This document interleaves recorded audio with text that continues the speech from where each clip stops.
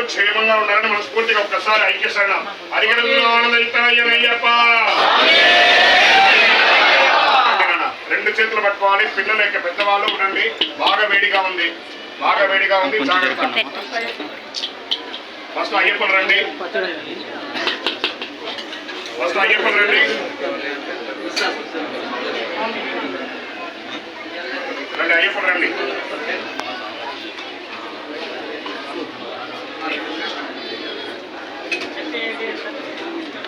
బాబు ఇంకొక రౌండ్ వేసారా?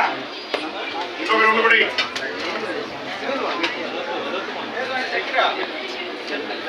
ఇదే ఇచ్చే. ఇంకొక రౌండ్ వేయండి, చాలదు